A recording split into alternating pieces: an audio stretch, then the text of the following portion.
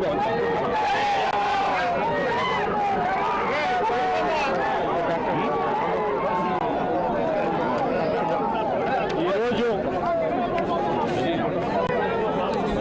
వంశీని అరెస్ట్ చేసిన తీరు, వంశీ మీద పెట్టిన ఫాల్స్ కేసు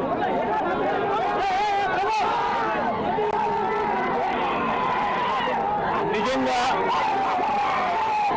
రాష్ట్రంలో దిగజారిపోయిన లా అండ్ ఆర్డర్ను వంశీ అరెస్టు అర్థం పడుతుంది. ఎందుకనంటే వంశీను అరెస్ట్ చేసిన తీరు ఒకసారి గమనించినట్టయితే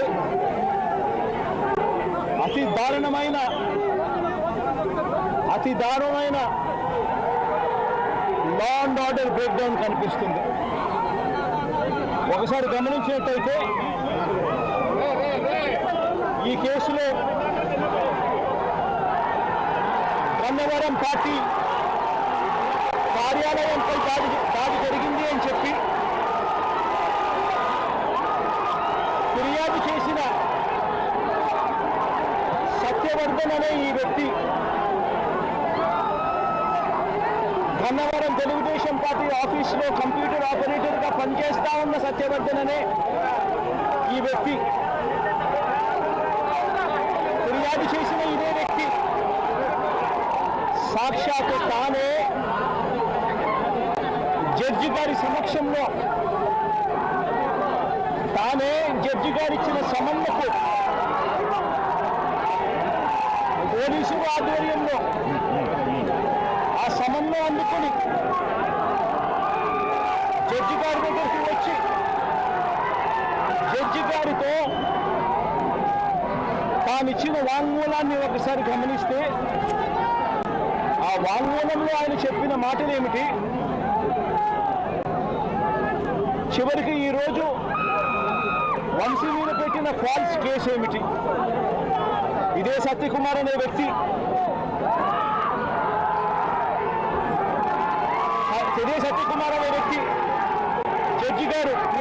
జడ్జి గారి సమక్షంలో సత్యవర్ధన్ అనే వ్యక్తి వంశీ ఎలాంటి తప్పు చేయలేదు అని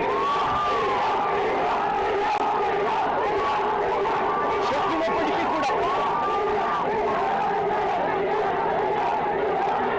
వంశీ మీద తప్పుడు కేసులు ఈరోజు బనాయించడం జరిగింది. ఒకసారి ఈ కేసుకు సంబంధించి ఘటనను ఒకసారి గమనించాల్సిన అవసరం ఉంది. ఫిబ్రవరి 19వ తారీఖున 2023 మంగళగిరిలో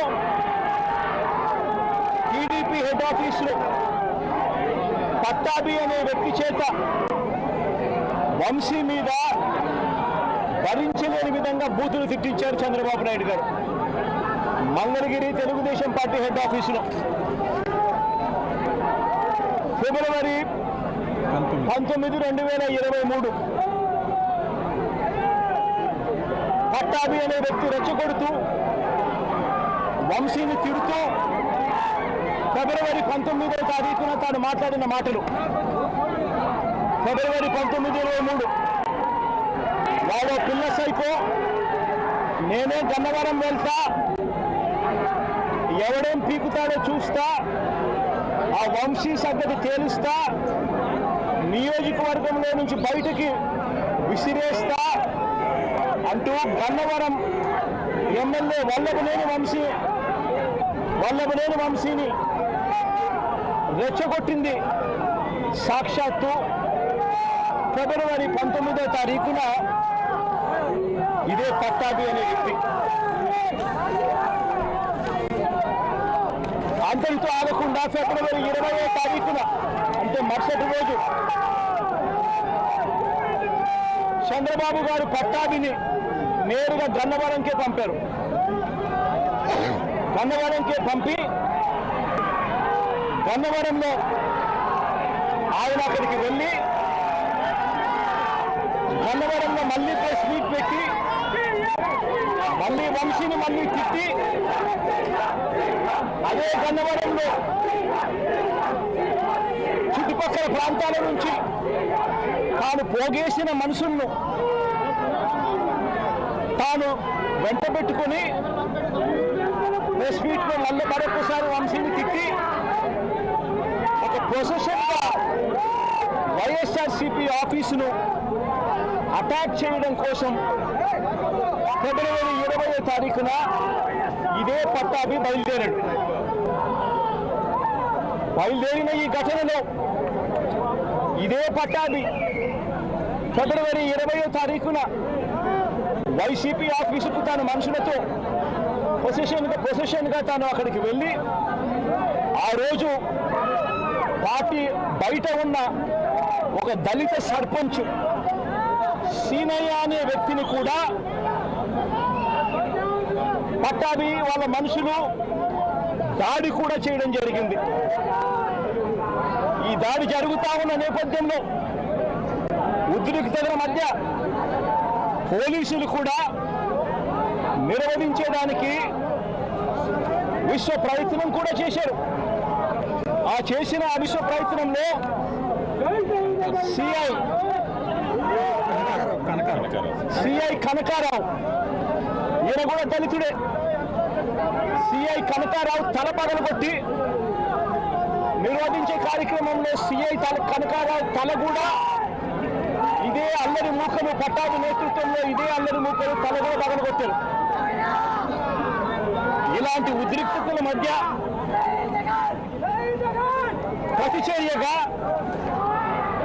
ప్రతిచర్యగా తెలుగుదేశం పార్టీ వాళ్ళు ఇటువైపున రావడం, ప్రతిచర్యగా వైసీపీ వాళ్ళు కూడా అటువైపున వెళ్లే కార్యక్రమం జరగడం, ఈ ఘటన జరిగింది. రెండు వైపులా ఆ రోజు పోలీసులు కేసు పెట్టారు. వైసీపీ ప్రభుత్వం అధికారంలో ఉంది, అయినా కూడా వంశీయులుగా కేసులు వాళ్ళ మీద పెట్టలేదు. రెండు వైపులా కేసులు పెట్టారు, రెండు వైపులా ఉన్న వాళ్ళ మీద కేసులు పెట్టారు.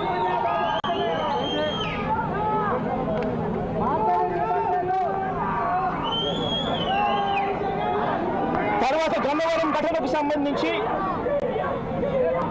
అప్పటి పోలీసులు సుమోటోగా టీడీపీ పార్టీ మీద, వైసీపీ పార్టీకి సంబంధించిన వాళ్ళ మీద, ఇద్దరి మీద కేసులు పెట్టారు. ఇదే సమయంలో టీడీపీ వాళ్ళు 3 కంప్లైంట్స్ కూడా ఇచ్చారు, అవి కూడా తీసుకోవడం జరిగింది. కానీ ఈ ఘటనలన్నీ కూడా టీడీపీ ఇచ్చిన కంప్లైంట్స్లో కానీ, ఆ రోజు ఇచ్చిన కంప్లైంట్స్లో కానీ, పోలీసులు పెట్టిన కేసుల్లో కానీ ఎక్కడా కూడా వంశీ పేరు లేదు. కారణం వంశీ ఘటనలో లేడు కాబట్టి,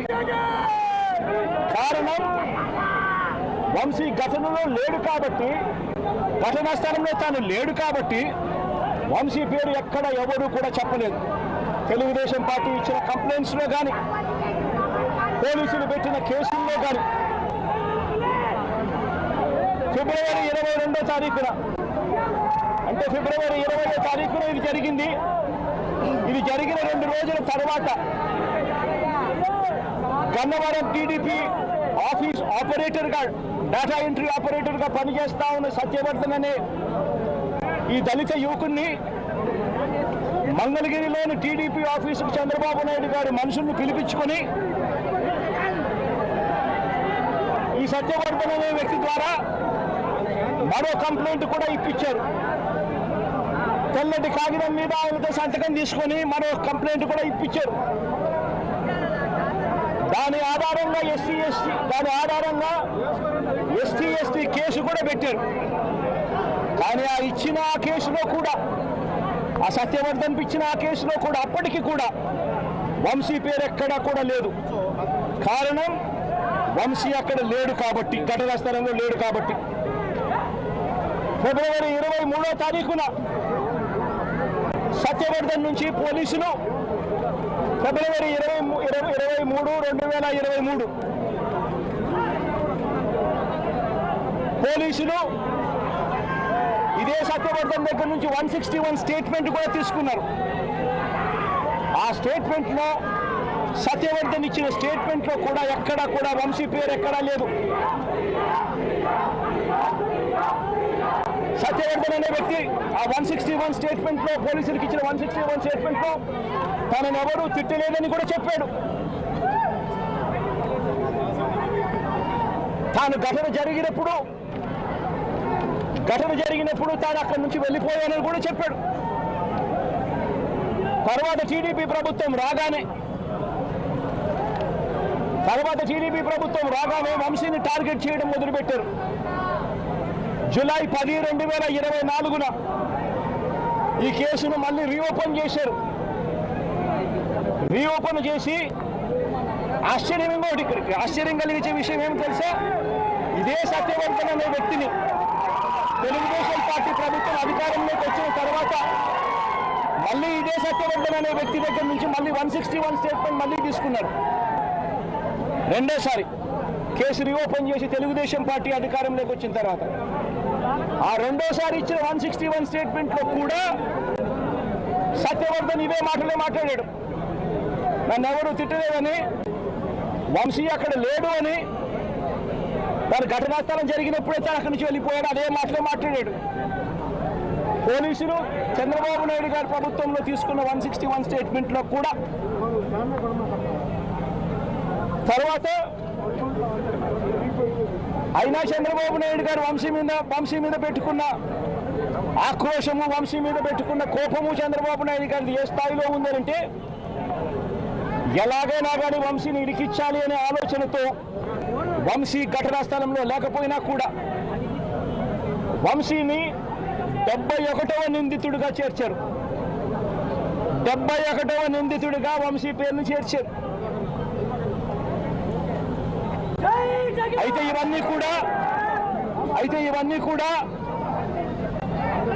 ఇవన్నీ కూడా బెయిలబుల్ అఫెన్సులు కాబట్టి బెయిల్ కోసం వంశీ హైకోర్టుకు యాంటిసిపేటరీ బెయిల్ కోసం వంశీ హైకోర్టును ఆశ్రయించాడు. కాబట్టి చంద్రబాబు నాయుడు గారు ఎట్టి పరిస్థితుల్లోనూ వంశీని అరెస్ట్ చేయాలనే ఉద్దేశంతో, బెయిల్ రాకూడదు అన్న ఉద్దేశంతో చంద్రబాబు నాయుడు గారు కుట్రను ఇంకా ముందుకు తీసుకెళ్లారు.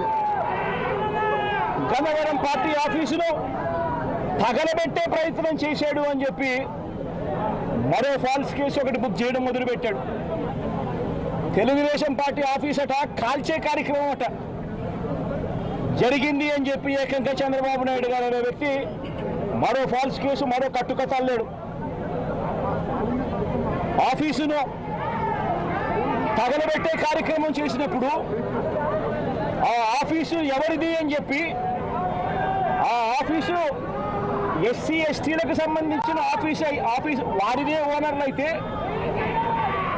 అప్పుడు ఇది నాన్ బెయిలబుల్ సెక్షన్స్ కిందికి వస్తుంది, ఎస్సీ ఎస్టీ కేసు పెట్టచ్చు అనే ఉద్దేశంతో ఏకంగా తెలుగుదేశం పార్టీ ఆఫీసు ఎస్సీ ఎస్టీలది అని చెప్పి ఇంకో దొంగ కేసు, ఎస్టీ ఎస్టీలదే అని చెప్పి ఇంకొక దొంగ వాంగ్మూలాన్ని కూడా ఇచ్చేశారు ఇదే పెద్ద మనిషి చంద్రబాబు నాయుడు గారు.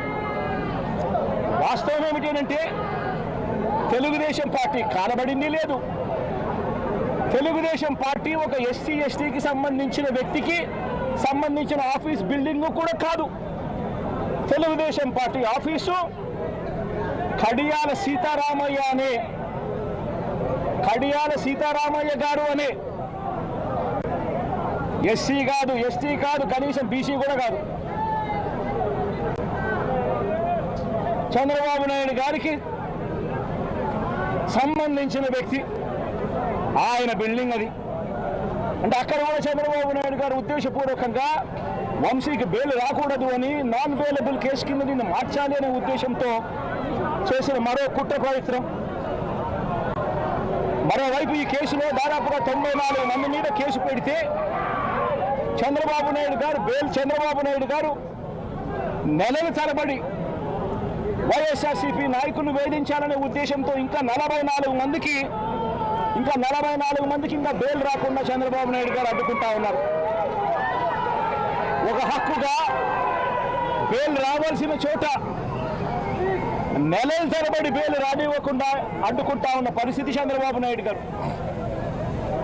ఇదే సత్యవర్ధన్ అనే వ్యక్తి మెజిస్ట్రేట్ దగ్గరికి తాను వచ్చి జరిగిన ఘటన గురించి మెజిస్ట్రేట్ దగ్గర వాంగ్మూలం తాను ఇచ్చేస్తే మిగతా వాళ్ళందరికీ కూడా బెయిల్లు వస్తాయి అనే ఉద్దేశంతో పోలీసులు చంద్రబాబు నాయుడు గారు ఇద్దరు కూడా కుట్ర పన్ని సత్యవర్ధన్ అనే వ్యక్తిని 20 సార్లు మెజిస్ట్రేటు రమ్మని సమన్లు పంపించినప్పటికీ కూడా ప్రతిసారి దాటేసుకుంటూ రాకుండా ఎగరగొడుతూ పోయాడు. చివరికి జడ్జికు 20వ ఇన్నిసార్లు సమన్లు ఇచ్చినా కూడా ఈ మనిషి రాకపోవడం అన్యాయము అని పోలీసుల మీద గట్టిగా జడ్జి తిట్టి ఖచ్చితంగా సమన్లు ఇవ్వండి, నెక్స్ట్ టైం వచ్చేట్టుగా ఖచ్చితంగా చూసుకోండి అంటే అప్పుడు మరుసటి వాయిదాకు సత్యవర్ధన్ అనే వ్యక్తి తానంతట తానే హాజరై ఈ ఘటన జరిగిన సమయంలో ఇంతకు ముందు తాను 161లలో ఏదైతే చెప్పాడో అదే విషయాలను మళ్ళీ జడ్జి గారి సమక్షంలో అదే విషయాలు ఆయన తెలియజేశాడు. ఘటన జరిగిన సమయంలో తాను అక్కడ లేడని, తనని ఎవరూ కులం పేరుతో దూషించలేదు అని, అసలు ఈ కేసుతో తనకు ఎలాంటి సంబంధము లేదని కోర్టుకు తాను మొరబెట్టుకున్నాడు. తాను తన తల్లి ఇద్దరు కలిసి ఆటోలో కూర్చొని కోర్టుకు వచ్చామని, తన స్టేట్మెంట్ వెనుక ఎవరి బలవంతము లేదు అని ఫిబ్రవరి 10వ తారీఖు 2025 ఫిబ్రవరి 10 2025 ఫిబ్రవరి 10న జడ్జి గారి ముందర స్టేట్మెంట్ తాను ఇచ్చాడు. ఫిబ్రవరి 10, 2025 జడ్జి గారి సమక్షంలో తాను ఈ విధంగా స్టేట్మెంట్ ఇచ్చేసరికి చంద్రబాబు నాయుడు గారికి లోకేష్కు వీళ్ళిద్దరికీ కూడా మనశ్శాంతి కరువైపోయింది. వంశీని అరెస్ట్ చేయలేకపోతా ఉన్నాము అనే దుర్బుద్ధి వీళ్ళల్లో ఎక్కువ కాలం వదిలిపెట్టింది. వీళ్ళంతా కలిసి పోలీసులతో మళ్ళీ కుట్రబన్ని వీళ్ళు మరుసటి రోజు అంటే ఫిబ్రవరి 11వ తారీఖున వీళ్ళు విజయవాడ పటమట పోలీస్ స్టేషన్లో సత్యవర్ధన్ మీద వీళ్ళు ఒక ఎఫ్ఐఆర్ రిజిస్టర్ చేశారు. ఫిబ్రవరి 11వ తారీఖున సత్యవర్ధన్ వంశీ ఇద్దరి మీద వీళ్ళు ఎఫ్ఐఆర్ రిజిస్టర్ చేశారు.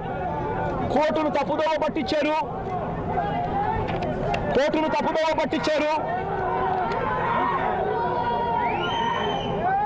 అని వంశీని సత్యవర్ధన్ మీద వీళ్ళు తప్పుడు కేసు బనాయించారు. కోర్టును తప్పుదోవ పట్టించారు, తప్పుడు సాక్ష్యం తాను ఇచ్చాడు అని చెప్పి వీళ్ళు ఎఫ్ఐఆర్ రిజిస్టర్ చేసి ఆ ఎఫ్ఐఆర్ రిజిస్టర్ చేసిన కాపీని తీసుకొని పోయి సత్యవర్ధన్ అమ్మను, సత్యవర్ధన్ నాన్నను, సత్యవర్ధన్ అన్నను అందరినీ కూడా బెదిరించి ఫిబ్రవరి 12వ తారీఖున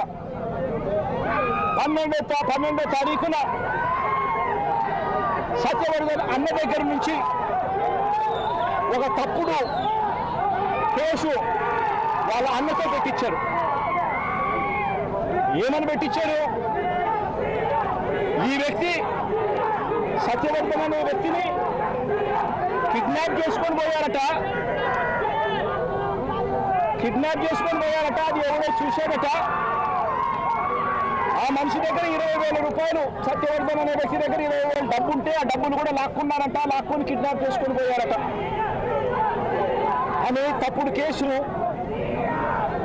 కనీసం సత్యవర్ధన్ అనే వ్యక్తితో మాట్లాడకుండా ఫిబ్రవరి 12వ తారీఖునే కేసు రిజిస్టర్ చేసి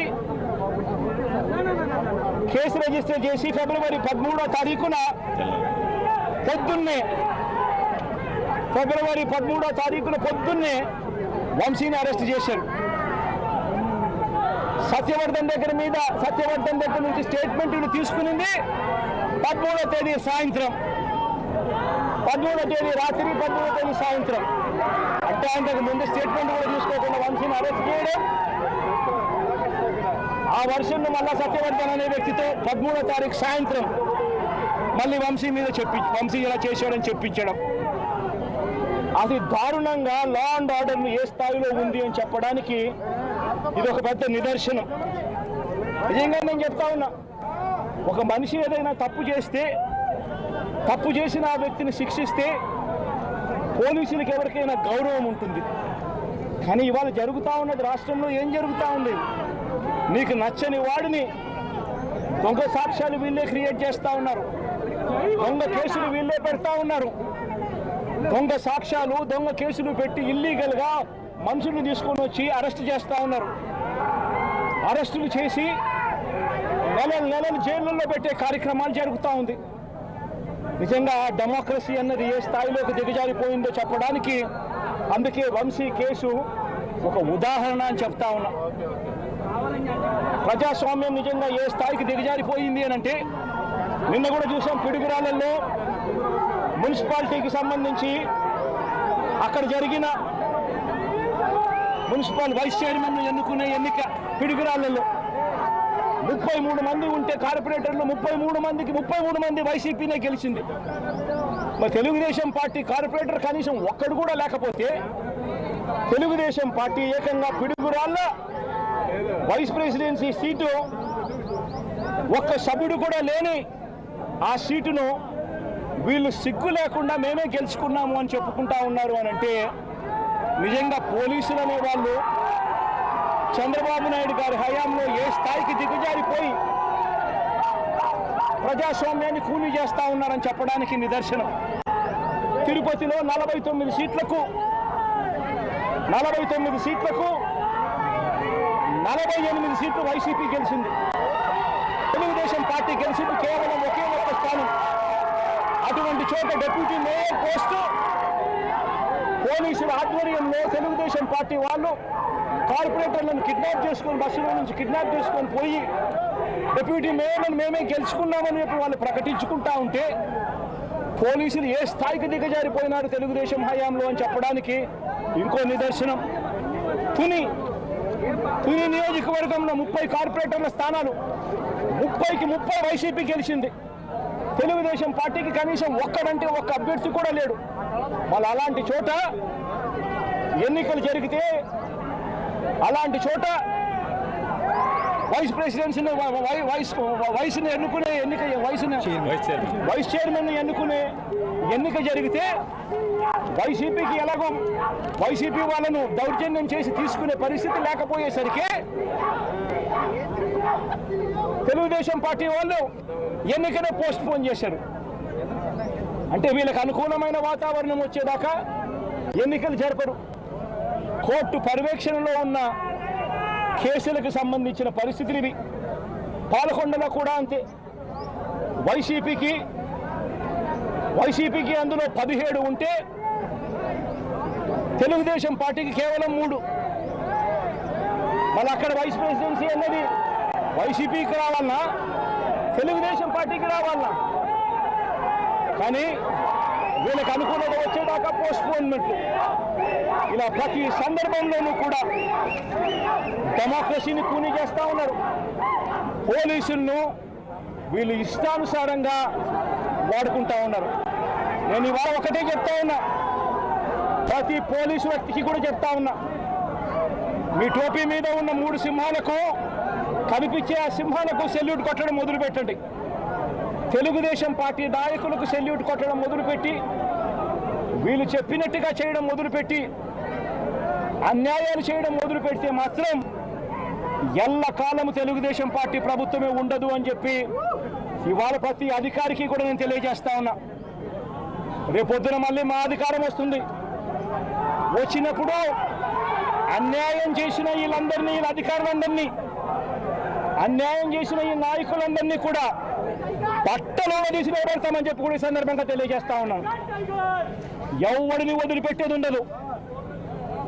ఇదే వంశీని అరెస్ట్ చేసేటప్పుడు సిఐ అన్నాడట, నేను 1.5 సంవత్సరంలో రిటైర్ అయిపోతాను అని చెప్పి. రిటైర్ అయిపోయినా కూడా, సప్త సముద్రాల అవతల ఉన్నా కూడా మొత్తం అందరినీ కూడా పిలిపిస్తామని చెప్పి కూడా ఈ సందర్భంగా చెప్తా ఉన్నా. చట్టం మీద నిలబడేట్టుగా చేస్తాం, రక్తను ఊడదీస్తాం, న్యాయం జరిగేట్టుగా చేస్తాం అని ప్రతి ఒక్కరికి కూడా తెలియజేస్తా ఉన్నాం.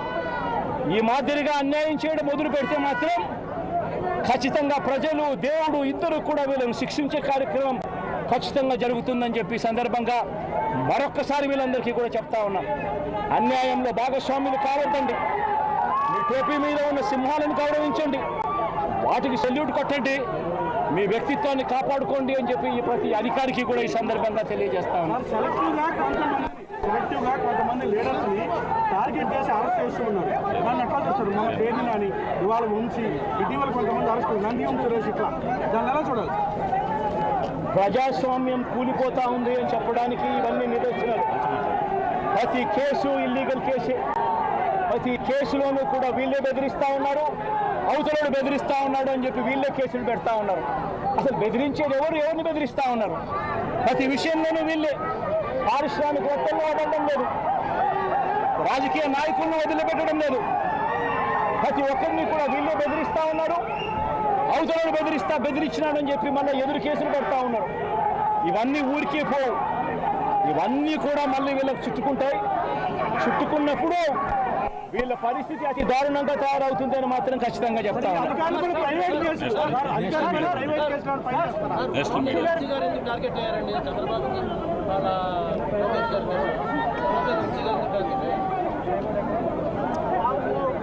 వంశీని ఎందుకు టార్గెట్ చేస్తా ఉన్నారు అనేది చంద్రబాబు నాయుడు గారికి వంశీని చూస్తే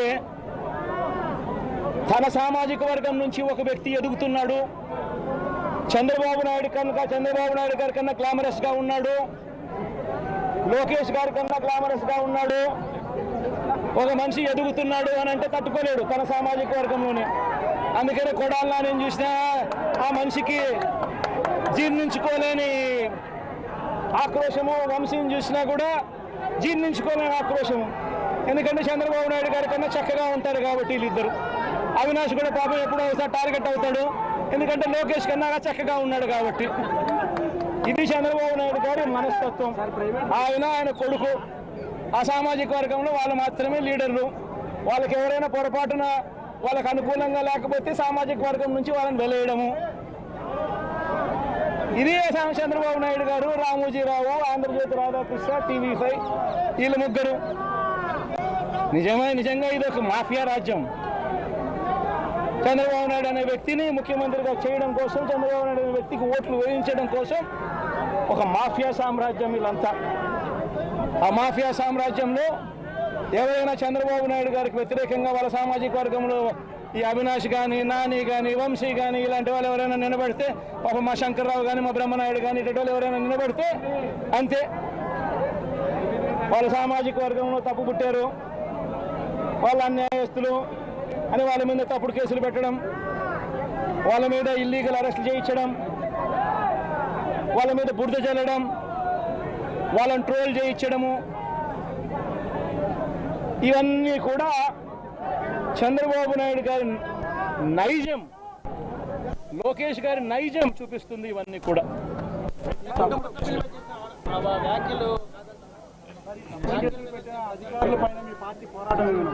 ఇన్ఫాక్ట్ ఫ్యూ వర్డ్స్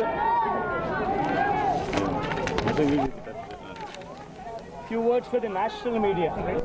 రైట్ మొత్తం అడుగుతాం సపరేట్గా ఉన్నారు.